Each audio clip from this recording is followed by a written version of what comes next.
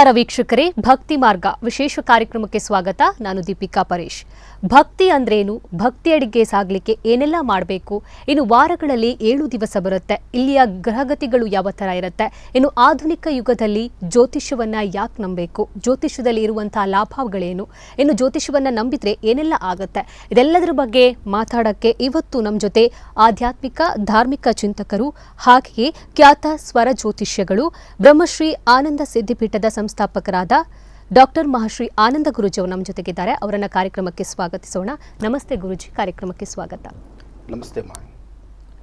ಸ್ಪಂದನ ವಾಹಿನಿಯ ಸಮಸ್ತ ವೀಕ್ಷಕ ಪ್ರಭುಗಳೇ ಹಾಗೂ ಇವತ್ತಿನ ಶುಭ ಸಂಧ್ಯಾಕಾಲದ ಈ ಸುಂದರವಾದಂಥ ಆಸ್ಥಾನವನ್ನು ಕಲ್ಪಿಸಿರ್ತಕ್ಕಂಥ ಈ ವಾಹಿನಿಯ ಸಮಸ್ತ ಸಿಬ್ಬಂದಿ ವರ್ಗ ಹಾಗೂ ವಾಹಿನಿಯ ಜವಾಬ್ದಾರಿಯನ್ನು ಹೊತ್ತು ಧರ್ಮ ಮಾರ್ಗದಲ್ಲಿ ಸದಾಕಾಲ ಧರ್ಮ ರಕ್ಷಣೆಗಾಗಿ ಪಣ ತೊಟ್ಟು ನಿಂತಿರ್ತಕ್ಕಂಥ ಈ ಎಲ್ಲ ನನ್ನ ಅಣ್ಣ ತಮ್ಮಂದಿರೇ, ತಾವು ಹೇಳಿದ್ರಿ ಧರ್ಮ, ಸಂಸ್ಕೃತಿ, ಸಂಪ್ರದಾಯ ಜೊತೆಗೆ ಜ್ಯೋತಿಷ್ಯ ಎಂಬತಕ್ಕಂಥದ್ದು ಇದೆಲ್ಲ ಪ್ರತಿಯೊಬ್ಬ ವ್ಯಕ್ತಿಗೂ ಬೇಕಾಗಿರ್ತಕ್ಕಂಥ ಚಿನ್ನ, ಬೆಳ್ಳಿ, ವಜ್ರ, ವೈಡೂರ್ಯ, ಮುತ್ತು, ರತ್ನಗಳು ಹಾಗೂ ಪ್ರತಿನಿತ್ಯದ ಆಹಾರ ಮತ್ತು ಪ್ರತಿನಿತ್ಯದ ಜ್ಞಾನಚಕ್ಷು ಅಂದರೂ ಅದು ತಪ್ಪಾಗಲಾರದು. ಅದಕ್ಕಾಗಿ ಧರ್ಮ ಉಳಿಬೇಕು, ಧರ್ಮ ಮತ್ತು ಸಂಸ್ಕೃತಿ ಸಂಪ್ರದಾಯವನ್ನು ನಾವು ಅರಿತು ಬಾಳಬೇಕು. ಜೊತೆಗೆ ಪ್ರತಿಯೊಬ್ಬ ವ್ಯಕ್ತಿಗೂ ಆಗು ಹೋಗುಗಳ ಬಗ್ಗೆ, ಲಾಭ ನಷ್ಟಗಳ ಬಗ್ಗೆ ಮತ್ತು ಒಂದಿಷ್ಟು ವಿಚಾರಗಳನ್ನು ಮುಂದೆ ಏನಾಗಬಹುದು ಅಥವಾ ಆಗೋದಕ್ಕೆ ನಾವು ಏನು ಮಾಡಬೇಕು, ಯಾವ ಮಾರ್ಗದಲ್ಲಿ ನಡೆದರೆ ನಮಗೇನೆಲ್ಲ ಫಲ, ಇದೆಲ್ಲ ತಿಳ್ಕೊಳ್ಬೇಕಾದ್ರೆ ಜ್ಯೋತಿಷ್ಯ ಬೇಕು. ಗುರುಜಿ, ಈಗಾಗಲೇ ಜ್ಯೋತಿಷ್ಯಕ್ಕೆ ಸಂಬಂಧಪಟ್ಟಂತೆ ಅಥವಾ ಆಧ್ಯಾತ್ಮಿಕ ಧರ್ಮದ ಒಂದು ರಕ್ಷಣೆಗೆ ಸಾಕಷ್ಟು ಕೆಲಸಗಳನ್ನು ನೀವು ಮಾಡ್ತಾ ಇದ್ದೀರಾ. ವಾಣಿ ಎಂಬ ಒಂದು ವಿಶೇಷ ಕಾರ್ಯಕ್ರಮದ ಮೂಲಕ ಜನರು ಭಕ್ತಿಯಡೆಗೆ ಸಾಗಬೇಕಾದ್ರೆ ಏನೆಲ್ಲ ಮಾಡಬೇಕು ಅನ್ನೋದನ್ನ ಈಗಾಗಲೇ ತಿಳಿಸಿಕೊಟ್ಟಿದ್ದೀರಾ. ಈ ವಾಣಿ ಮೂಲಕ ಧರ್ಮದ ರಕ್ಷಣೆ ಯಾವ ಥರ ಆಗ್ತಾ ಇದೆ ಅನ್ನುವಂಥದ್ದು. ಸೂರ್ಯಪ್ರಭೆ, ಚಂದ್ರಪ್ರಭೆ, ಬೆಳಗಿನ ಸೂರ್ಯ ಪ್ರತಿಯೊಬ್ಬರಿಗೂ ಬೇಕು. ಸೂರ್ಯನ ಬೆಳಕಿಲ್ಲ ಅಂದರೆ ಬದುಕಲಿಕ್ಕಾಗತ್ತಾ? ಹಾಗೆ ಚಂದ್ರನ ತಂಪಿಲ್ಲ ಅಂದರೆ ನೆಮ್ಮದಿ ಸಿಗುತ್ತಾ?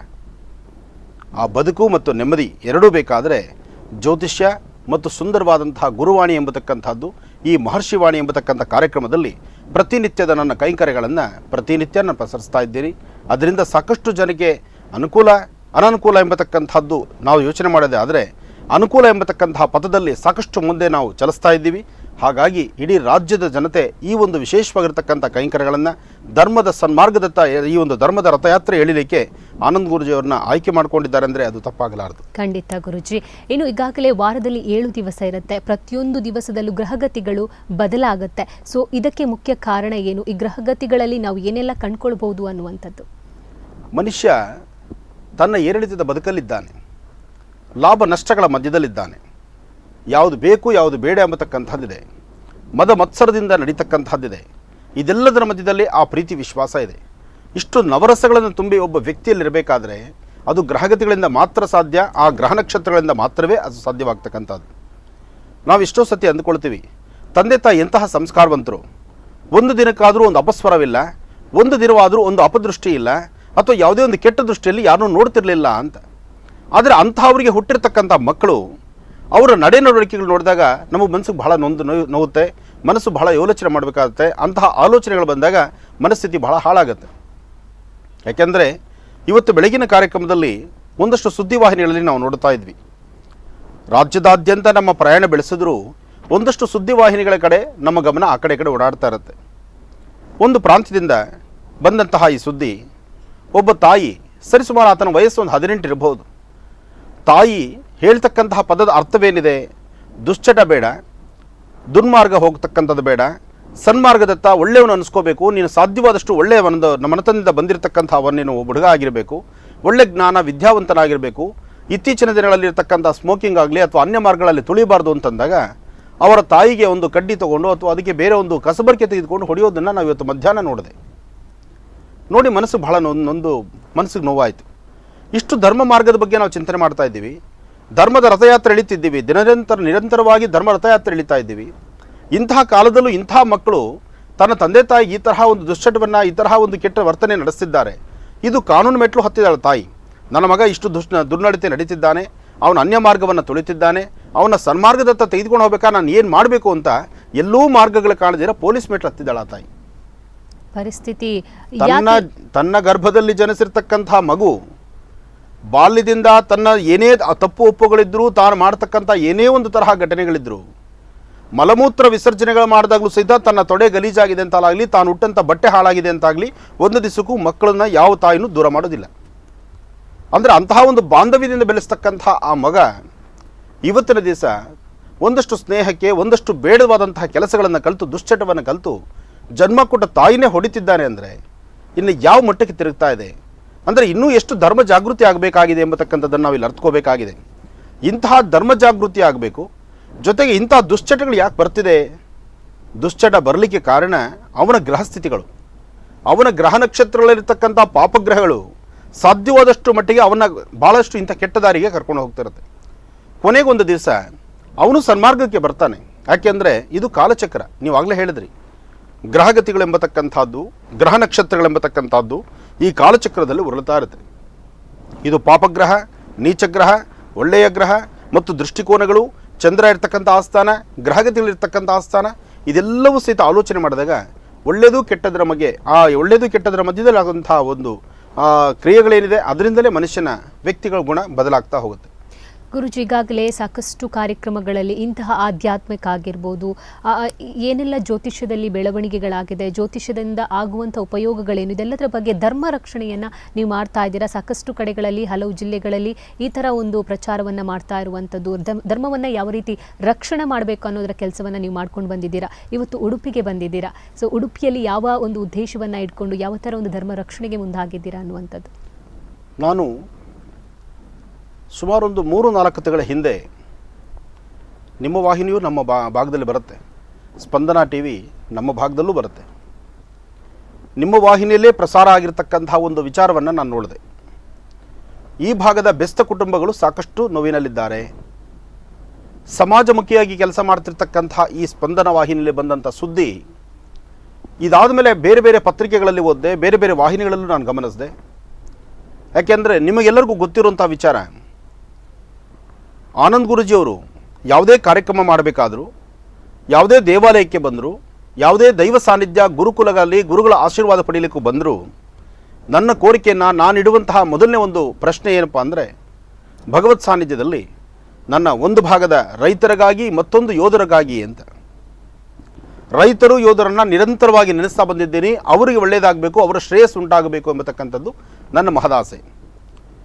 ಇಲ್ಲಿ ರೈತರು ಅಂದರೆ ಸಮುದ್ರ ನಂಬಿ ಬದುಕೋರು ರೈತರೇ. ಅವರು ಭೂಮಿ ನಂಬಿ ಬದುಕ್ತಾರೆ, ಇವರು ಸಮುದ್ರ ನಂಬಿ ಬದುಕ್ತಿದ್ದಾರೆ. ಆದರೆ ಸಮುದ್ರದಲ್ಲಿ ಕೆಲಸ ಮಾಡ್ತಿರ್ತಕ್ಕಂಥ ಬೆಸ್ತ ಕುಟುಂಬಕ್ಕೆ ಯಾವಾಗ ಅವರ ಕಾಯಕದಲ್ಲಿ ಒಂದಿಷ್ಟು ತೊಂದರೆಗಳು ಉಂಟಾಗ್ತಾ ಇದೆಯೋ, ಸರಿಯಾಗಿ ಮೀನು ಅವ್ರಿಗೆ ಸಿಗದಿರ ಇರ್ತಕ್ಕಂಥದ್ದು, ಅಥವಾ ಸಿಕ್ಕ ಮೀನಿಗೆ ಸರಿಯಾಗಿ ಮೌಲ್ಯ ಸಿಗದಿರ ಇರ್ತಕ್ಕಂಥದ್ದು, ಸಾಕಷ್ಟು ಅಚಾತುರ್ಯಗಳಾಗ್ತಿರ್ತಕ್ಕಂಥದ್ದು, ತನ್ನ ಪ್ರಾಣವನ್ನೂ ಲೆಕ್ಕಿಸದಿರ 15-20 ದಿವಸ ಸಮುದ್ರದೊಳಗೆದ್ದು ಎಲ್ಲೋ ಒಂದಿಷ್ಟು ಜೀವನೋಪಾಯಕ್ಕಾಗಿ ಕಷ್ಟಪಡ್ತಕ್ಕಂಥ ಎಷ್ಟೋ ಬೆಸ್ತ ಕುಟುಂಬ ಇದೆ. ಸಾಕಷ್ಟು ನೋವಿನಲ್ಲಿದ್ದಾರೆ, ಸಂಕಷ್ಟದಲ್ಲಿದ್ದಾರೆ. ಈ ಒಂದು ಸುದ್ದಿನ ನಿಮ್ಮ ಸ್ಪಂದನ ವಾಹಿನಿಯಲ್ಲಿ ಮತ್ತು ಸಾಕಷ್ಟು ಸುದ್ದಿವಾಹಿನಿಗಳಲ್ಲಿ, ಒಂದಷ್ಟು ಪತ್ರಿಕೆಗಳಲ್ಲಿ ನಾನು ಓದಿದೆ. ಆಗ ನನಗನ್ನಿಸ್ತು, ರಾಜ್ಯದಾದ್ಯಂತ ನಮ್ಮ ಪ್ರಯಾಣದಲ್ಲಿ ರೈತರಿಗಾಗಿ ಯೋಧರಿಗಾಗಿ ನಾವು ಈ ಸಂಕಲ್ಪವನ್ನು ಮಾಡ್ತಿದ್ದೇವೆ, ಹಾಗೆ ಜನಜಾಗೃತಿ ಮಾಡ್ತಿದ್ದೀವಿ, ಧರ್ಮ ಪ್ರಚಾರ ಮಾಡ್ತಿದ್ದೀವಿ. ಮಹರ್ಷಿ ಧರ್ಮಯಾತ್ರೆ ಎಂಬತಕ್ಕಂತಹದ್ದು ಇದನ್ನು ನಿರಂತರವಾಗಿ ನಾವು ಪಠನೆ ಹಾರಿಸ್ತಾ ಇದ್ದೀವಿ. ಈ ಮಹರ್ಷಿ ಧರ್ಮಯಾತ್ರೆಯಲ್ಲಿ ಹಾರಿಸುವಂತಹ ಪತಾಕೆ ಬರೀ ಆನಂದ್ ಗುರೂಜಿ ಒಬ್ಬರಲ್ಲ, ಇಡೀ ರಾಜ್ಯದ ಜನತೆ ನನ್ನೊಂದಿಗಿದ್ದಾರೆ. ಎಲ್ಲರೂ ನನ್ನ ಜೊತೆ ಕೈ ಜೋಡಿಸ್ತಿರೋದ್ರಿಂದ ಈ ಯಾತ್ರೆ ನಿರಂತರವಾಗಿ ಸಾಗ್ತಾ ಇದೆ. ಅಲ್ಲಿ ಆಗ ತೀರ್ಮಾನ ಮಾಡಿದೆ, ಉಡುಪಿ ಮತ್ತು ಕಡಲ ತೀರದಲ್ಲಿ ಸಮುದ್ರದ ಪರಿಸರದಲ್ಲಿ, ಯಾಕೆಂದರೆ ಋಣಬಾಧೆ ಹರಿಬೇಕು, ಋಣಮೋಚಕ ಆಗಬೇಕು. ಪ್ರತಿಯೊಬ್ಬ ಮನುಷ್ಯನಿಗೂ ಸಾಲದ ಸಮಸ್ಯೆ ಇದೆ, ಕಷ್ಟದ ಸಮಸ್ಯೆ ಇದೆ, ತಂತ್ರದ ಸಮಸ್ಯೆ ಇದೆ, ವ್ಯಕ್ತಿ ಅಭಿವೃದ್ಧಿ ಆಗದಿರತಕ್ಕಂಥದ್ದಿದೆ.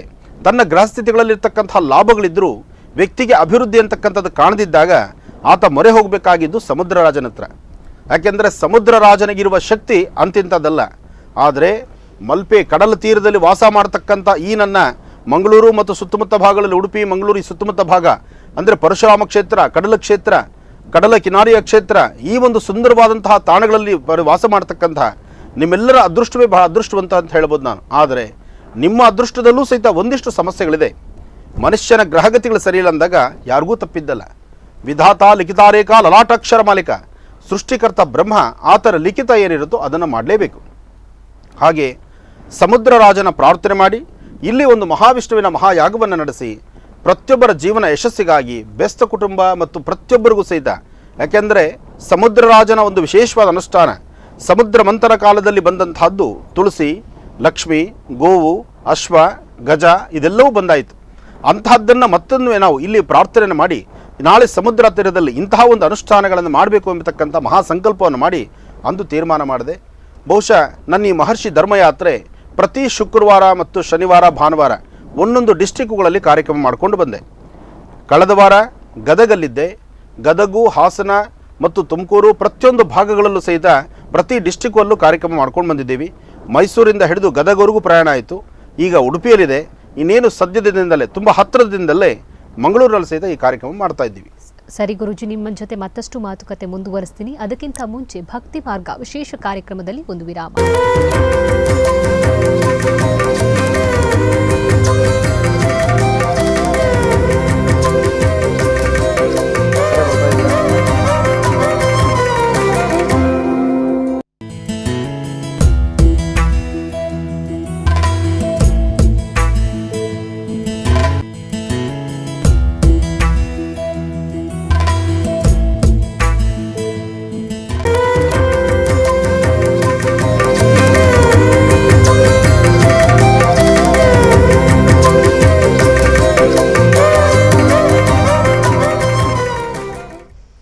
ಭಕ್ತಿ ಮಾರ್ಗ ವಿಶೇಷ ಕಾರ್ಯಕ್ರಮಕ್ಕೆ ಮತ್ತೊಮ್ಮೆ ಸ್ವಾಗತ.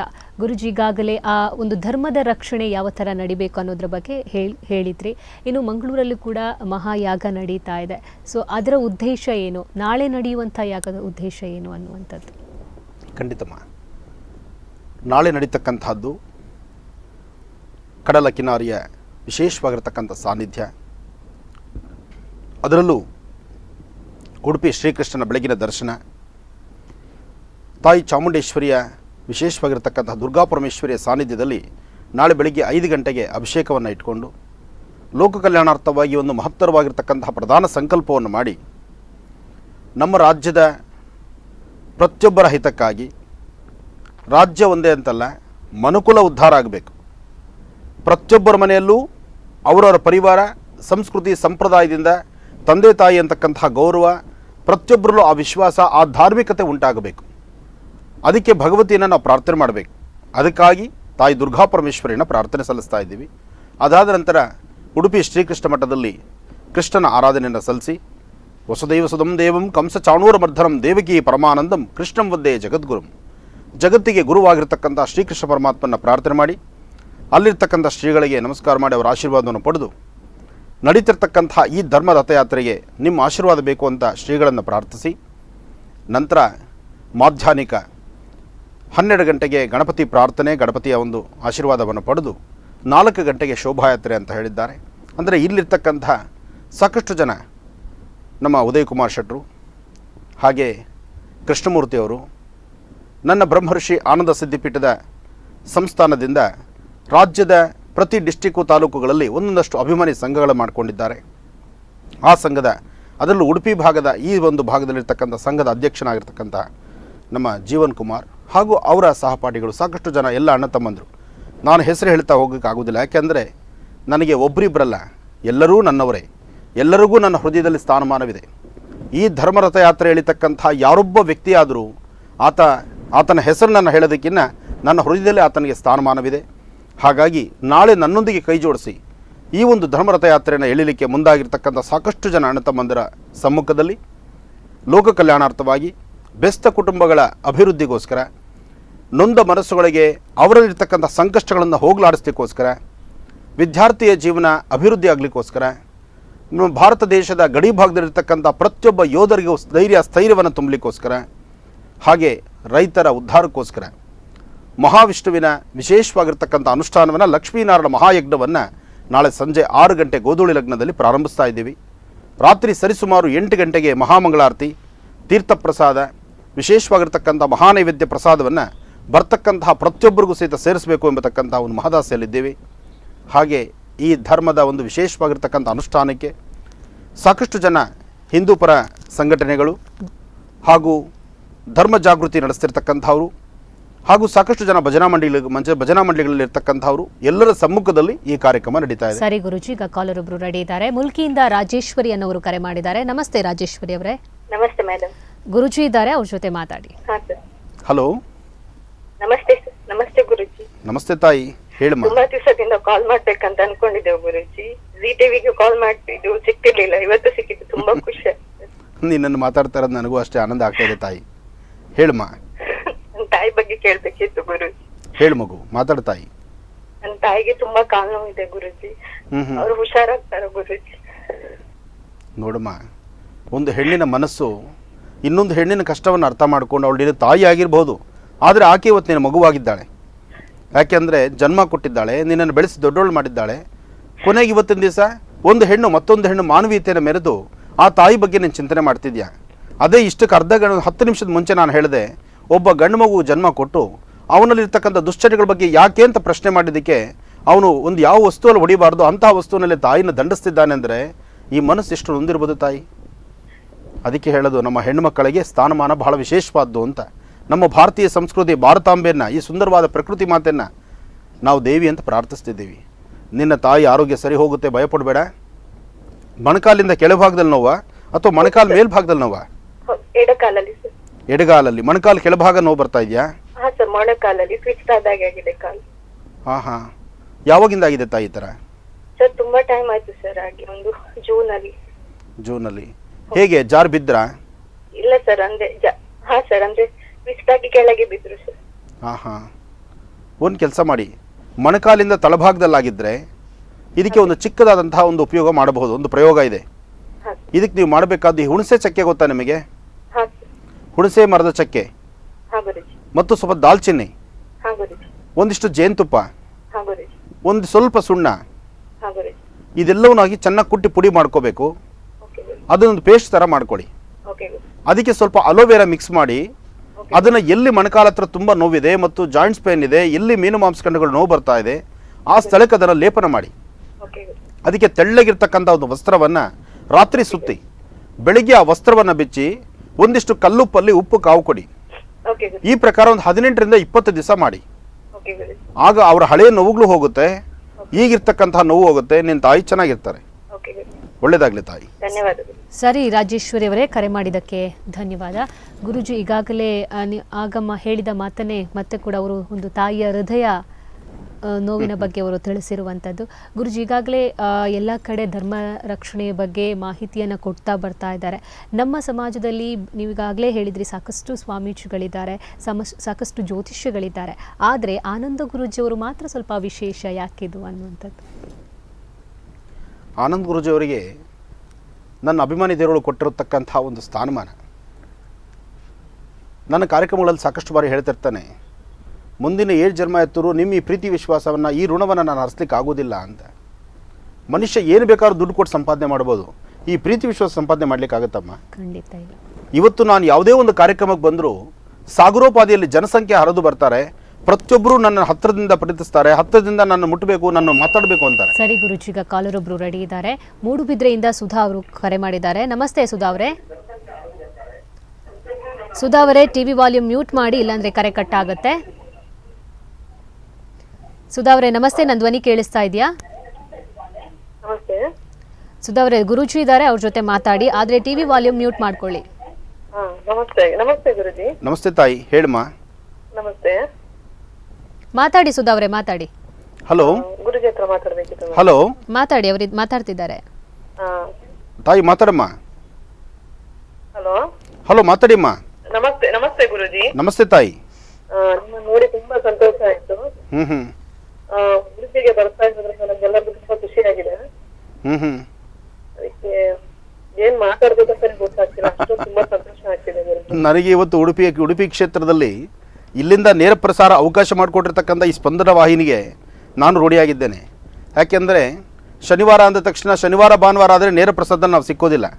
ಆದರೆ ಶನಿವಾರ ದಿವಸ ಶುಭ ಸಂಧ್ಯಾ ಕಾಲ ನಿಮ್ಮೊಂದಿಗೆ ಮಾತಾಡೋಕೆ ಒಂದು ಸುವರ್ಣ ಅವಕಾಶವನ್ನು ಕಲ್ಪಿಸಿದ್ದಾರಲ್ಲ, ಅವ್ರಿಗೂ ಮತ್ತು ಅವ್ರ ಪರಿವಾರಕ್ಕೂ ಎಲ್ಲರಿಗೂ ಒಳ್ಳೇದಾಗಲಿ. ಹೇಳ್ತಾಯಿ.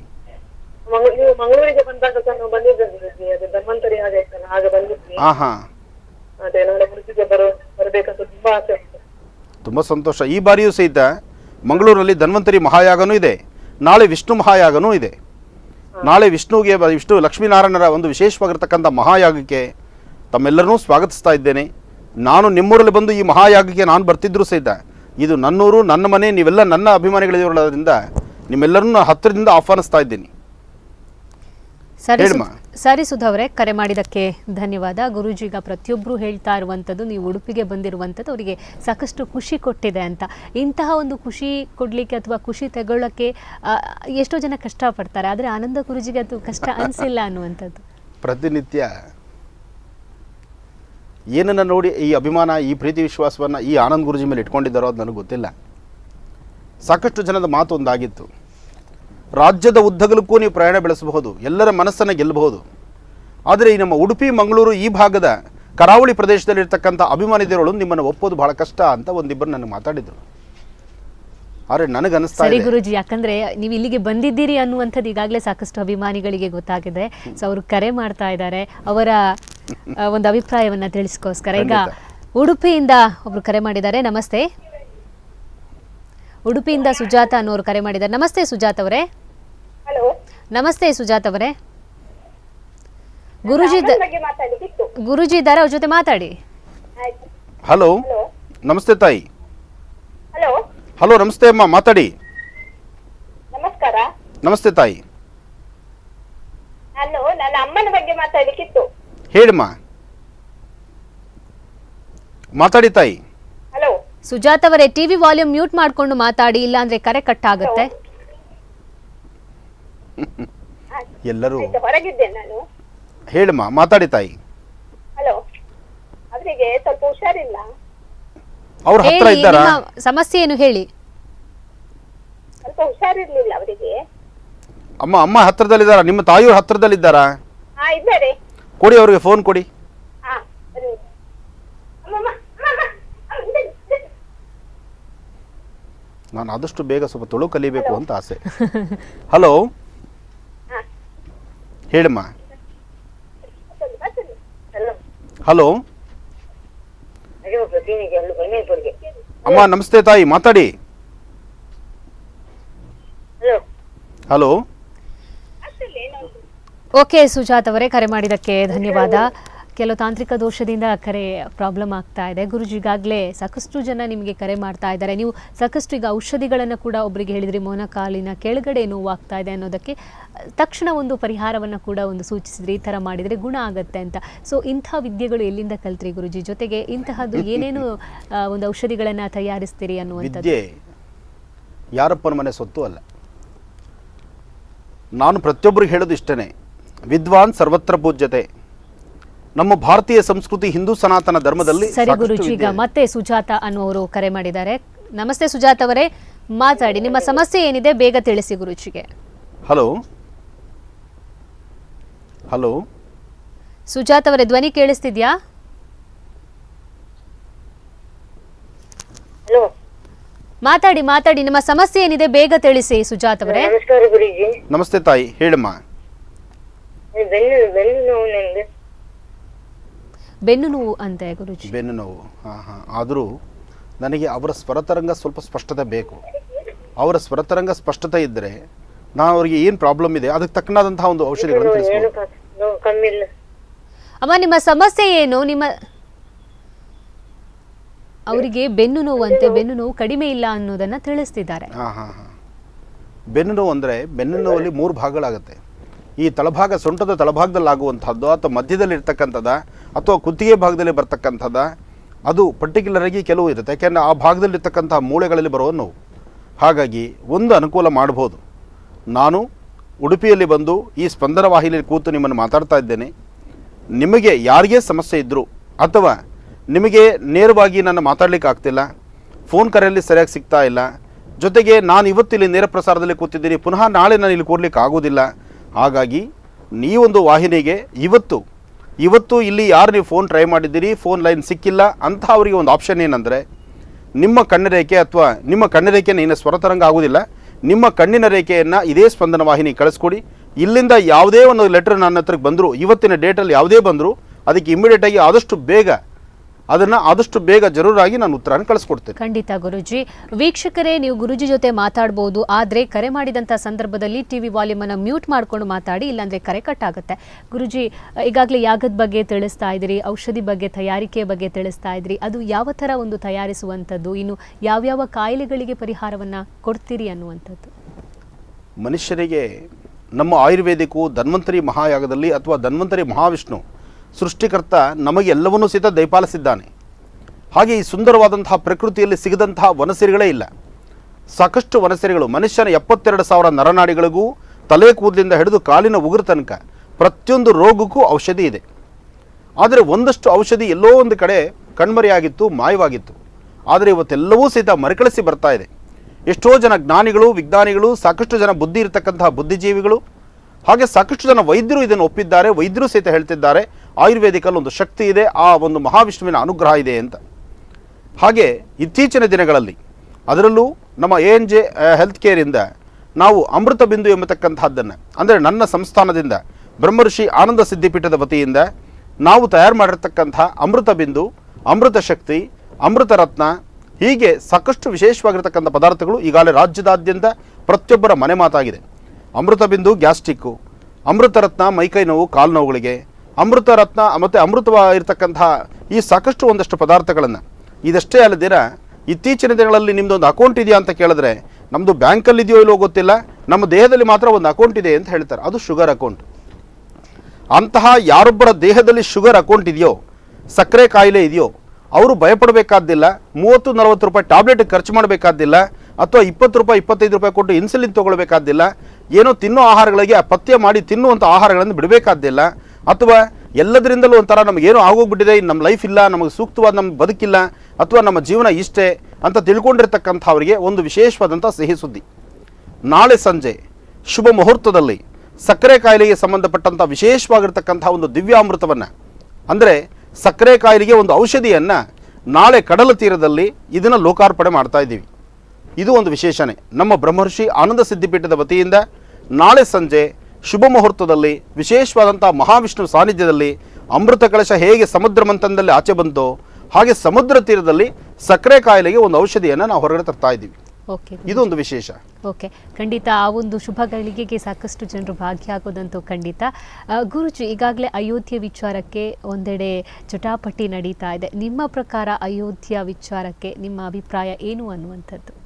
ನೋಡಮ್ಮ, ನಾನು ವಿಭೂತಿನೇ ಹಚ್ಚಿದ್ರು, ಕಾವಿಯಾಗಲಿ ಶ್ವೇತವಸ್ತ್ರವಾಗಲಿ ನಾನು ಯಾವುದೇ ಧರಿಸಿದ್ರು, ನಾವು ಎಲ್ಲಿದ್ದೀವಿ, ಏನು ಮಾಡ್ತಿದ್ದೀವಿ, ಯಾವ ರಾಜ್ಯದಲ್ಲಿದ್ದೀವಿ, ಯಾವ ಸಂಪತ್ತನ್ನು ನೋಡ್ತಿದ್ದೀವಿ, ಯಾವ ಒಂದು ಪ್ರಕೃತಿ ಮಧ್ಯದಲ್ಲಿ ವಾಸ ಮಾಡ್ತಿದ್ದೀವಿ, ಈ ಬೆಳಗ್ಗೆದ್ದರೆ ಸಂಜೆ ಆದರೆ ಏನೇನೆಲ್ಲ ನಾವು ಆಹ್ವಾನಿಸ್ತಿದ್ದೀವಿ, ಇದೆಲ್ಲವೂ ಸಹಿತ ಶ್ರೀರಾಮರಾಜ್ಯದಲ್ಲಿ ನಡಿಬೇಕು ಅಂತ ಇಷ್ಟಪಡ್ತಾ ಇದ್ದೀವಿ. ನಾವು ನಿಮ್ಮ ಮನೆಗೆ ಬಂದು ನನಗೆ ಮನೆ ಕೊಡಿ, ನನಗೆ ಜಾಗ ಕೊಡಿ ಅಂತ ನಾನು ಕೇಳ್ತಾ ಇಲ್ಲ. ಇದು ನನ್ನ ಮನೆಯೇ, ನನಗೆ ಬಿಟ್ಕೊಡಿ ಅಂತ ಕೇಳ್ತಾ ಇದ್ದೀವಿ. ಅಂದರೆ ಇದು ಅರ್ಥ ಮಾಡ್ಕೋಬೇಕಾದ ವಿಚಾರ, ಯಾರೊಬ್ಬರನ್ನು ಸಹಿತ ಹೊಡೆದಾಡಬೇಕಾದ್ದಿಲ್ಲ, ಅಥವಾ ನಿನ್ನ ಮನೆಗೆ ಬಂದು ನನಗೆ ಅವು ಕೊಡಪ್ಪ ಅಂತ ಹೇಳ್ತಿಲ್ಲ. ಸಾಕಷ್ಟು ಗ್ರಂಥಗಳಲ್ಲಿ, ಆಧಾರಗಳಲ್ಲಿ, ಸಾಕಷ್ಟು ವಿಧಿವಿಧಾನದಲ್ಲಿ ರಾಮ ಎಲ್ಲಿ ಹುಟ್ಟಿದ್ದು ಅಂದರೆ ಎಲ್ಲರಿಗೂ ಗೊತ್ತಿರ್ತಕ್ಕಂಥದ್ದು ಅಯೋಧ್ಯೆಯಲ್ಲಿ ಅಂತ. ಅಯೋಧ್ಯಾವಾಸಿ ಶ್ರೀರಾಮಚಂದ್ರನಿಗೆ ಒಂದು ಆಸ್ಥಾನ ಬೇಕಾಗಿದೆ, ಆತನ ಆಸ್ಥಾನ ಆತನು ಕೊಡಿ ಅಂತಷ್ಟೇ ನಾವು ಕೇಳ್ತಾ ಇದ್ದೀವಿ ವಿನಃ ನಿನ್ನ ಮನೆಯ ಜಾಗ ನಾನು ಬಿಟ್ಕೊಡು ಅಂತ ನಾನು ಕೇಳ್ತಾ ಇಲ್ಲ. ಅದರಿಂದ ನನ್ನ ಅಭಿಮತ, ಶ್ರೀರಾಮಚಂದ್ರನ ಜನ್ಮಭೂಮಿಯಾಗಿರ್ತಕ್ಕಂತಹ ಅಯೋಧ್ಯೆಯಲ್ಲಿ ರಾಮದೇವರ ಆಸ್ಥಾನ ನಡಿಬೇಕು, ರಾಮ ಮಂದಿರ ಆಗಬೇಕು. ಸರಿ, ಖಂಡಿತ ಗುರುಜಿ. ಈ ವಿಷಯ ಕೇಳಬೇಕೋ ಗೊತ್ತಿಲ್ಲ, ಇವತ್ತಿನ ರಾಜಕಾರಣ ಬದಲಾಗ್ತಾ ಇದೆ.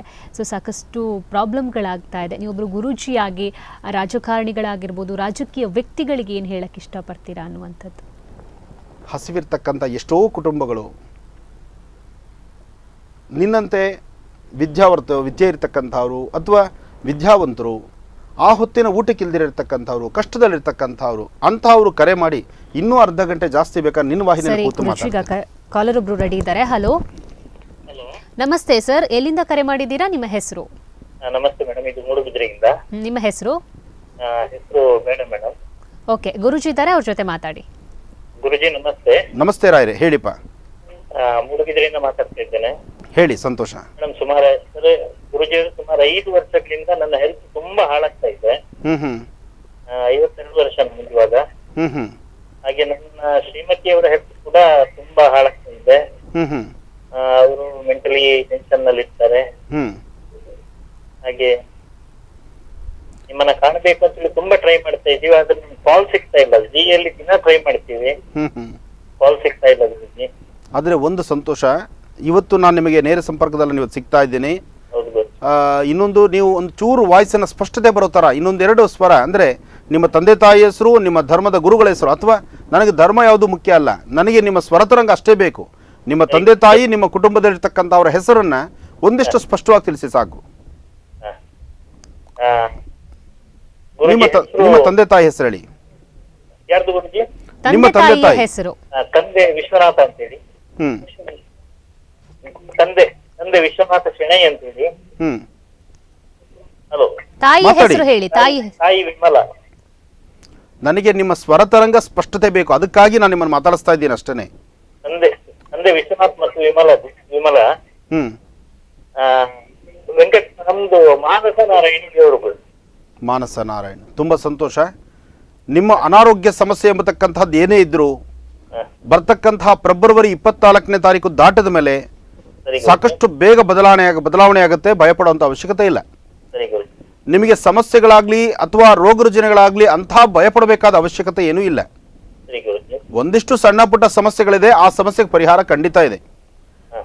ನಿಮಗೆ ಸರಿಯಾಗಿ ಡೈಜೆಷನ್ ಆಗ್ತಾ ಇಲ್ಲ, ನೀವು ತಗೊಳ್ತಕ್ಕಂಥ ಆಹಾರ ಸರಿಯಾಗಿ ಪಚನ ಕ್ರಿಯೆಗಳಾಗ್ತಾ ಇಲ್ಲ, ಅದು ಸಮಸ್ಯೆ ನಿಮಗಿದೆ. ಹ. ಈಗ ಕಳೆದ 8 ತಿಂಗಳಿಂದ ಒಂದಿಷ್ಟು ಅಲರ್ಜಿ ಸಮಸ್ಯೆಯಲ್ಲಿ ಒದ್ದಾಡ್ತಾ ಇದ್ದೀರಿ, ಆ ಸಮಸ್ಯೆ ಅಷ್ಟೇ ನಿಮಗೆ ಬಾಧಿಸ್ತಾ ಇದೆ. ಆದರೆ ಇದೆಲ್ಲವೂ ನಾಳೆ ಫೆಬ್ರವರಿ 24 ದಾಟಿದ ತಕ್ಷಣ ಆಟೋಮೆಟಿಕ್ ಆಗಿ ಗುಣ ಆಗುತ್ತೆ, ಭಯಪಡಬೇಕಾದ ಅವಶ್ಯಕತೆ ಇಲ್ಲ. ಇದು ಗುಣ ಆಗುತ್ತೆ ಅನ್ನೋದಕ್ಕೆ ಸಾಕ್ಷಿ ಸಮೇತ ನಿಮ್ಮ ಹೊಟ್ಟೆ ಮೇಲೆ ಇರ್ತಕ್ಕಂಥ ನಿಮಗೊಂದು ಹುಟ್ಟು ಮಚ್ಚೆ, ಹ. ನಿಮ್ಮ ಹೊಕ್ಕಳಿಂದ ಮೇಲ್ಗಡೆ ಎದೆಯಿಂದ ತಳಭಾಗದಲ್ಲಿ ನಿಮಗೊಂದು ಹುಟ್ಟು ಮಚ್ಚೆ ಇರಬೇಕು, ನೋಡ್ಕೊಳ್ಳಿ. ಸರಿ ಗುರುಜಿ. ಆ ಒಂದು ಮಚ್ಚೆಯ ಆಧಾರ ಪ್ರಕಾರ ಹ. ಖಂಡಿತವಾಗ್ಲೂ ಗುಣವಾಗ್ತೀರಿ, ಹ್ಯಾಪಿಯಾಗಿರಿ, ಸಂತೋಷವಾಗಿರಿ. ತಂದೆ ತಾಯಿ ಆಶೀರ್ವಾದ ನಿಮಗಿರಲಿ. ಸರಿ ಗುರುಜಿ. ಧನ್ಯವಾದ ಕರೆ ಮಾಡಿದ್ದಕ್ಕೆ. ಈಗಾಗಲೇ ಅವರ ಪ್ರಾಬ್ಲಮ್ ಅನ್ನ ತಿಳಿಸ್ಕೊಡ್ತಾ ಇದ್ರೆ ನೀವು ಹೇಳ್ತಾ ಇದ್ರಿ ರಾಜಕಾರಣಿಗಳ ಅಥವಾ ರಾಜಕೀಯ ವ್ಯಕ್ತಿಗಳು ಏನು ಹೇಳಕ್ಕೆ ಇಷ್ಟಪಡ್ತೀರಾ ಅನ್ನುವಂಥದ್ದು. ಅವರಿಗೆ ನಾನು ಇಷ್ಟವೇ ಇಲ್ಲಮ್ಮ. ಯಾಕೆಂದರೆ ಹಾರುವ ಪತಾಕೆ ನಿರಂತರವಾಗಿ ಹಾರಲಿ ಅಂತ ಅಷ್ಟೇ ಇಷ್ಟಪಡ್ತೀವಿ, ಧರ್ಮ ಮಾರ್ಗದಲ್ಲಿ ಇರಲಿ ಅಂತ ಇಷ್ಟಪಡ್ತೀವಿ. ನಮ್ಮ ಈ ಒಂದು ಸುಂದರವಾದಂಥ ಬದುಕಿಗೆ ಅವರ ಅವಶ್ಯಕತೆ ಬಹಳ ಇದೆ, ರಾಜಕಾರಣಿಗಳ ಅವಶ್ಯಕತೆ. ಎಲ್ಲರೂ ಚೆನ್ನಾಗಿರಬೇಕಾದ್ರೆ ರಾಜಕಾರಣದಲ್ಲಿ ರಾಜಕೀಯ ಮಾಡ್ತಕ್ಕಂಥ ವ್ಯಕ್ತಿಗಳು ಒಳ್ಳೆ ಸುಲಲಿತವಾಗಿ ಸುಂದರವಾದಂಥ ರಾಜ್ಯವನ್ನು ಆಳಬೇಕಾಗತ್ತೆ. ಆ ರಾಜ್ಯವನ್ನು ಆಳುವಂಥ ಶಕ್ತಿ ಆ ಮಹಾವಿಷ್ಣು ಅವರು ದಯಪಾಲಿಸ್ಲಿ ಅಂತ ಅಷ್ಟೇ ನಾನು ಪ್ರಾರ್ಥಿಸ್ತೇನೆ. ಸರಿ ಗುರೂಜಿ, ಇವಾಗಿನ ದಿನಗಳಲ್ಲಿ ಜ್ಯೋತಿಷ್ಯ ಅನ್ನೋದನ್ನ ಬೇರೆ ರೀತಿಯಲ್ಲಿ ಥಿಂಕ್ ಮಾಡುವಂಥ ವ್ಯವಸ್ಥೆ ಜಾರಿಯಾಗಿದೆ. ಬೇರೆ ರೀತಿಯ ಒಂದು ಚಿಂತನೆಯನ್ನ ಮಾಡ್ತಾರೆ, ಇದ್ರ ಬಗ್ಗೆ ಮಾತಾಡ್ತೀನಿ ಸರ್. ಈಗ ಪುತ್ತೂರಿಂದ ಚಿತ್ರ ಅನ್ನುವಂಥವರು ಕರೆ ಮಾಡಿದ್ದಾರೆ. ನಮಸ್ತೆ ಚಿತ್ರ ಅವರೇ. ನಮಸ್ತೆ ಮೇಡಮ್. ಗುರೂಜಿ ಇದ್ದಾರೆ, ಅವ್ರ ಜೊತೆ ಮಾತಾಡಿ. ಹಲೋ. ನಮಸ್ತೆ ಗುರುಜಿ. ನಮಸ್ತೆ ತಾಯಿ, ಹೇಳಮ್ಮ. ನನ್ನ ಮಗಳಿಗೆ ಸ್ವಲ್ಪ ಹುಷಾರಿಲ್ಲ ಗುರುಜಿ. ಏನಾಗಿದೆ? ಅವಳಿಗೆ ಆಗಾಗ ಒಮ್ಮೆ ಬರುದು, ಮೋಷನ್ ಅಷ್ಟು ಸರಿಯಾಗಿ ಹೋಗುದಿಲ್ಲ. ಹ್ಮ್ ಯಾವಾಗ್ಲೂ ಹೋಗುದು, 2-3 ದಿವಸಕ್ಕೆಲ್ಲ ಹೋಗುದು. ಆಗಾಗ ಹೊಟ್ಟೆ ಹೋಗುವ ಮುಂಚೆ. ಮಗಳಿದ್ದಾಳ? ಆಯ್ತಾಳೆ. ಕೊಡಮ್ಮ, ಅವಕ್ಕೆ ಕೊಡು. Hello hello hello. ನಮಸ್ತೆ ತಾಯಿ, ಏನು ಓದ್ತಾ ಇದೆಯಾ? 7th standard. ಚೆನ್ನಾಗಿ ಓದು. ಅಪ್ಪ ಅಮ್ಮ ಹೆಸರು ಹೇಳು. ಅಪ್ಪ ಅಮ್ಮ ಹೆಸರು ಹೇಳಮ್ಮ. ತಂದೆ ತಾಯಿಯ ಹೆಸರು ಹೇಳಿ. ನನ್ನ ಹೆಸರು ಚಿತ್ರ. ನನಗೆ ನೀವು ಬೇಡಮ್ಮ, ನಿಮ್ಮ ಮಗಳ ಹತ್ರ ಹೇಳಿಸಿ, ಮಗಳ ಕೈಲಿ ಮಾತಾಡಿಸಿ.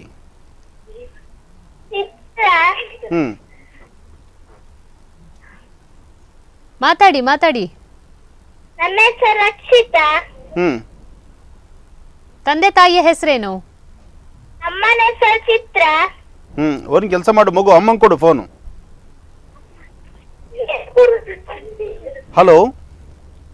ಮಾತಾಡಿ ಚಿತ್ರ ಅವರೇ, ಮಾತಾಡಿ. ಆಯ್ತು ತಾಯಿ, ಅಮ್ಮಂಗೆ ಕೊಡು. ಹಲೋ, ನಮಸ್ತೆ ಗುರುಜಿ. ನಮಸ್ತೆ ತಾಯಿ. ಆಕೆಗೆ ದೊಡ್ಡ ಸಮಸ್ಯೆಗಳೇನಿಲ್ಲ, ಭಯ ಪಡಬೇಡಿ.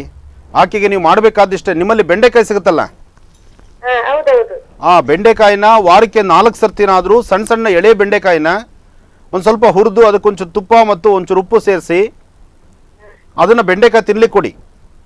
ಆಯ್ತು. ಆಮೇಲೆ ಹುಣಸೆ ಹಣ್ಣು ಜೀರಿಗೆ, ಹಾ ಹುಣಸೆ ಹಣ್ಣು ಜೀರಿಗೆ ಒಂಚೂರು ಬೆಲ್ಲ ಅದನ್ನು ಕುಟ್ಟಿ ವಾರಕ್ಕೊಂದು 3 ಸತಿ ಕೊಡಿ. ಆಯ್ತು ಗುರುಜಿ. ಇಷ್ಟು ಮಾತ್ರ ಮಾಡಿ. ರಾತ್ರಿ ಹೊತ್ತು ಬಿಸಿನೀರಿಗೆ ಒಂಚೂರು ತುಪ್ಪ ಹಾಕ್ಬಿಟ್ಟು ಬಿಸಿನೀರು ರಾತ್ರಿ ಹೊತ್ತು ಕುಡಿಸಿ. ಆಯ್ತು. ಇಷ್ಟು ಮಾಡಿ ಆಕೆ ಆರೋಗ್ಯ ತುಂಬ ಚೆನ್ನಾಗಿರುತ್ತೆ, ಏನೂ ಪ್ರಾಬ್ಲಮ್ ಇಲ್ಲ. ನೀವು ಹೇಳಿರುವ ಸಮಸ್ಯೆ ಬಹಳ ಬೇಗ ಗುಣ ಆಗುತ್ತೆ. ಒಳ್ಳೆಯದಾಗಲಿ. ಥ್ಯಾಂಕ್ ಯು ಗುರುಜಿ. ಧನ್ಯವಾದ ಚಿತ್ರ ಅವರೇ ಕರೆ ಮಾಡಿದ್ದಕ್ಕೆ. ಗುರೂಜಿಗಾಗಲೇ ಹೇಳ್ತಾ ಇದ್ವಿ, ಜ್ಯೋತಿಷ್ಯ ಅನ್ನುವಂಥದ್ದು ಈಗ ಬೇರೆ ಹಂತವನ್ನು ಬಂದು ತಲುಪಿದೆ. ಜ್ಯೋತಿಷ್ಯ ಅಂದರೆ ಏನೋ ಬೇರೆ ರೀತಿಯಲ್ಲಿ ಚಿಂತೆ ಮಾಡುವಂಥ ಪರಿಸ್ಥಿತಿ ಇವಾಗಿನ ಜನರದ್ದು. ಸೊ ಜ್ಯೋತಿಷ್ಯ ಯಾವ ದಾರಿ ಹಿಡಿತಾ ಇದೆ ಅನ್ನುವಂಥದ್ದು ನಿಮ್ಮ ಪ್ರಕಾರ? ನೋಡಮ್ಮ, ಆಲದ ಮರನ ಉರುಳಿಸ್ಲಿಕ್ಕೆ ಆಗೋದೇ ಇಲ್ಲ, ಸೂರ್ಯ ಚಂದ್ರರಿಗೆ ತೆರೆ ಹಾಕ್ಲಿಕ್ಕೆ ಆಗೋದೇ ಇಲ್ಲ, ನಕ್ಷತ್ರಗಳನ್ನು ಬೇಡ ನೀನು ಮನೆಗೆ ಹೋಗು ಅಂತ ಹೇಳಲಿಕ್ಕೆ ಆಗೋದೇ ಇಲ್ಲ, ಹಾಗೆ ಇರ್ತಕ್ಕಂಥ ಸಮುದ್ರದ ನೀರು ನನಗೆ ಬೇಡ, ಈ ಸಮುದ್ರ ಬತ್ತೋಗ್ಲಿ ಅಂತ ಹೇಳಲಿಕ್ಕೆ ಆಗೋದೇ ಇಲ್ಲ, ಹರಿಯುವ ನೀರಿಗೆ ತಡೆಯಾಗಿ ಅಡ್ಡಗೋಡೆ ಕಟ್ಟಲಿಕ್ಕೆ ಆಗೋದೇ ಇಲ್ಲ. ಹಾಗೆ ಇಂತಹ ಒಂದು ಜನ ಏನೇ ಮಾಡಿದ್ರು ಸಹಿತ ಈ ಜ್ಯೋತಿಷಕ್ಕಿರುವ ಶಕ್ತಿಯನ್ನು ಯಾರೂ ಕಡೆಗಣಿಸೋಕ್ಕಾಗೋದೇ ಇಲ್ಲ. ಇದು ಆಚಂದ್ರಾರಕವಾಗಿ ಸೂರ್ಯಚಂದ್ರರ ಸಾಕ್ಷಿಯಾಗಿ ಸೂರ್ಯಚಂದ್ರ ಇರೋದು ಸತ್ಯ, ಈ ಜ್ಯೋತಿಷ ಇರೋದು ಸತ್ಯ. ಆದರೆ ಹೇಳುವ ವ್ಯಕ್ತಿ ಅದನ್ನು ಸರಿಯಾಗಿ ಅರ್ಥೈಸ್ಕೊಂಡು ಹೇಳಬೇಕು, ಕೇಳುವಂತಹ ವ್ಯಕ್ತಿ ಸರಿಯಾದಂಥ ಜಾಗದಲ್ಲಿ ಕೂತು ಕೇಳಬೇಕು, ಆಗಲೇ ಇದಕ್ಕೆ ಸರಿಯಾದಂತಹ ಮೌಲ್ಯ. ಸರಿ ಗುರುಜಿ, ಕೊನೆಯದಾಗಿ ಇವತ್ತಿನ ಒಂದು ದ್ವಾದಶ ರಾಶಿಗಳ ಫಲಾಫಲತೆಯನ್ನು ತಿಳಿಸ್ಬೋದು ಗುರುಜಿ? ದ್ವಾದಶ ರಾಶಿಗಳ ಬಗ್ಗೆ ಅದಕ್ಕೆ ತಗೊಳ್ಳೋದಕ್ಕಿಂತ ಇನ್ನೊಂದೆರಡು ಫೋನ್ ಕರೆ ತಗೊಳ್ಳಿ. ಯಾಕೆಂದರೆ ದ್ವಾದಶ ರಾಶಿಗಳನ್ನು ದಿನ ಬೆಳಗಾದರೆ ಅದನ್ನೇ ನಾನು ಹೇಳ್ತಾ ಇರ್ತೀನಿ.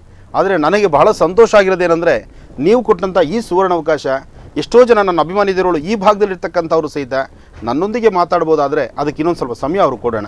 ಓಕೆ ಗುರುಜಿ, ಈಗಾಗಲೇ ಸಾಕಷ್ಟು ಅಂದರೆ ಗ್ರಹಗತಿಗಳು ಬದಲಾಗುತ್ತೆ ಅನ್ನುವಂಥದ್ದನ್ನು ನೀವು ತಿಳಿಸಿಕೊಟ್ಟಿದ್ದೀರಿ. ಇವತ್ತಿನ ಒಂದು ಪರಿಸ್ಥಿತಿಯಲ್ಲಿ ಕರಾವಳಿಯಲ್ಲಿ ಏನೆಲ್ಲ ಬದಲಾವಣೆಗಳು ಆಗ್ಬೋದು, ಕರಾವಳಿ ಪ್ರದೇಶದಲ್ಲಿ ಇದ್ರ ಬಗ್ಗೆ ಹೇಳ್ಬೋದಾ ಸರ್? ಖಂಡಿತ ಹೇಳ್ಬೋದು. ಕರಾವಳಿ ಪ್ರದೇಶದಲ್ಲಿರ್ತಕ್ಕಂತಹ ಎಲ್ಲ ನನ್ನ ಅಭಿಮಾನಿ ದೇವರುಗಳಿಗೂ ಪ್ರತಿಯೊಬ್ಬರಿಗೂ ಸಹಿತ ಮಹಾವಿಷ್ಣುವಿನ ಅನುಗ್ರಹ ಉಂಟಾಗಲಿ. ಕರಾವಳಿಯ ಭಾಗದ ಜನತೆ ನಿಜಕ್ಕೂ ನೀವು ಅದೃಷ್ಟ ಮಾಡಿದ್ದೀರಿ. ಯಾಕೆಂದರೆ ಋಣಬಾಧೆಯನ್ನು ಹೊತ್ತಂಥವನು, ಸಮಸ್ಯೆಯನ್ನು ಹೊತ್ತಂಥವನು, ಕಷ್ಟ ಕಾರ್ಪಣ್ಯಗಳಿಗೆ ಸಿಕ್ಕಿ ನರಳುತ್ತಿರ್ತಕ್ಕಂಥವರು ಈ ಸಮುದ್ರ ಸ್ಥಾನಕ್ಕೆ ಬಂದು ತಮ್ಮ ಬಾಧೆಯನ್ನು ದೂರ ಮಾಡಿಕೊಂಡು ಎಷ್ಟೋ ಜನ ಸುಖ ಸಂತೋಷ ನೆಮ್ಮದಿಯಿಂದಿದ್ದಾರೆ. ಆದರೆ ಹಿತ್ತಲು ಗಿಡ ಮೊದಲ್ಲ ಅಂತ ನೀವು ಸಮುದ್ರಕ್ಕೆ ಹೋಗಿ ಸ್ನಾನ ಮಾಡೋದಾಗಲಿ ಅಥವಾ ಸಮುದ್ರವನ್ನು ನೋಡಿ ದರ್ಶನ ಮಾಡ್ತಕ್ಕಂಥದ್ದು, ಸಮುದ್ರ ರಾಜನಿಗೆ ಅರ್ಚಿಸಬೇಕಾದಂಥ ಪೂಜೆ ಪುನಸ್ಕಾರಗಳನ್ನು ಬಹುಶಃ ಹಿತ್ತಲು ಗಿಡ ಮೊದಲ್ವಲ್ಲ. ಯಾಕೆಂದರೆ ಅದೆಲ್ಲರೂ ಒಂದು ನಾನುಡಿಯಾಗಿ ಬಂದುಬಿಟ್ಟಿದೆ. ಅಂತಹ ತಪ್ಪನ್ನು ನೀವು ಮಾಡಬೇಡಿ. ತಿಂಗಳಿಗೆ ಒಮ್ಮೆ ಆದರೂ ಸಮುದ್ರಕ್ಕೆ ಹೋಗಿ ಸ್ನಾನ ಮಾಡಿ, ಸಮುದ್ರ ರಾಜನ ಪ್ರಾರ್ಥನೆ ಮಾಡಿ, ನಿಮ್ಮ ಪ್ರಾಂತ್ಯದಲ್ಲಿರ್ತಕ್ಕಂಥ ವಿಶೇಷವಾಗಿರ್ತಕ್ಕಂಥ ದೈವಗಳನ್ನು ಆರಾಧನೆ ಮಾಡಿ. ಯಾಕೆಂದರೆ ದೈವಗಳ ನಾಡು ಈ ಒಂದು ಕರಾವಳಿ ಪ್ರದೇಶ ಅಲ್ವಾ. ಈ ಭಾಗದಲ್ಲಿ ದೈವಗಳು ಬಹಳ ವಿಶೇಷ. ನನಗೆ ಇನ್ನೊಂದು ಸಂತೋಷ, ಇವತ್ತು ಸಂಜೆ ನಾನು ಇನ್ನೊಂದು ಪ್ರಯಾಣವನ್ನು ಬೆಳೆಸಿದ್ದೇನೆ. ನಿಮ್ಮ ಭಾಗದ ಕೊರಗಜ್ಜ ನನಗೂ ಸಹಿತ ಬಹಳ ಪ್ರೀತಿ. ಕೊರಗಜ್ಜನ ನೋಡಲಿಕ್ಕಾಗಿ, ಕೊರಗಜ್ಜನ ದರ್ಶನ ಮಾಡಲಿಕ್ಕಾಗಿ ಇವತ್ತು ಸಂಜೆ ನಾನೊಂದು ಕ್ಷೇತ್ರಕ್ಕೆ ಹೊರಡ್ತಾ ಇದ್ದೇನೆ. ನನಗೆ ಬಹಳ ಸಂತೋಷ ಇದೆ. ನಾನು ಎಲ್ಲ ಕ್ಷೇತ್ರಗಳನ್ನು, ಎಲ್ಲ ಮತ ಬಾಂಧವರನ್ನು, ಆನಂದ್ ಗುರುಜಿಯವರಿಗೆ ಯಾವುದೇ ಜಾತಿ ಮತ ಭೇದವಿಲ್ಲ, ಹಿಂದೂ ಕ್ರೈಸ್ತ ಮುಸಲ್ಮಾನ್ ಯಾರೇ ಆದರೂ ಸಹಿತ ನನ್ನ ಹೃದಯದಲ್ಲಿ ಸ್ಥಾನಮಾನವಿದೆ. ಅವರೆಲ್ಲರಿಗೂ ನನ್ನ ಹೃದಯ ಸದಾಕಾಲ ತೆಗೆದಿರುತ್ತೆ. ಆದರೆ ಅವರವರ ಧರ್ಮ ಅವರವರಿಗೆ ಹೆಚ್ಚಿನ ಮಾತು. ಆದರೆ ಯಾರೂ ಧರ್ಮದ ಹೆಸರಿನಲ್ಲಿ ಒಬ್ಬರಿಗೊಬ್ಬರು ಅಹಿಂಸೆ ಮಾಡ್ತಕ್ಕಂಥದ್ದು, ಹೊಡೆದಾಡ್ಕೊಂತಕ್ಕಂಥದ್ದು ಯಾವುದೂ ಸಮಂಜಸವಾಗಿಲ್ಲ. ಅದಾಗಬಾರ್ದು. ನಮ್ಮ 3 ಜನದ ಹೃದಯದಲ್ಲಿರ್ತಕ್ಕಂಥದ್ದು, ದೇಹದಲ್ಲಿರ್ತಕ್ಕಂಥ ರಕ್ತದ ಕಣ ಕೆಂಪಷ್ಟೇ. ಹಿಂದೂ ಮುಸಲ್ಮಾನ್ ಕ್ರೈಸ್ತ ಯಾರೇ ಆಗಿರಬಹುದು, ರಕ್ತ ಒಂದೇ ಬಣ್ಣ. ಆದ್ದರಿಂದ ನಾವು ಅಣ್ಣ ತಮ್ಮಂದ್ರ ಥರ ಬದುಕಬೇಕು, ನಾವೆಲ್ಲ ಚೆನ್ನಾಗಿರಬೇಕು. ಅವರ ಧರ್ಮದ ಪೂಜೆ ಅನುಷ್ಠಾನಗಳೇನಿದೆಯೋ ಅದಕ್ಕೆ ದಾರಿ ಮಾಡಿಕೊಡ್ಬೇಕು. ಸರಿ ಗುರುಜಿ, ಇಲ್ಲಿ ತನಕ ಬಂದು ಸ್ವರ ಜ್ಯೋತಿಷ್ಯ ಹಾಗೆ ಧರ್ಮವನ್ನು ಯಾವ ರೀತಿ ರಕ್ಷಣೆ ಮಾಡಬೇಕು, ನಾಳೆಯ ಯಾಗದ ಬಗ್ಗೆ ಸಾಕಷ್ಟು ವಿಷಯಗಳನ್ನು ತಿಳಿಸ್ಕೊಟ್ಟಿದ್ದೀರಾ. ನಿಮಗೆ ಧನ್ಯವಾದ. ತುಂಬ ಸಂತೋಷ.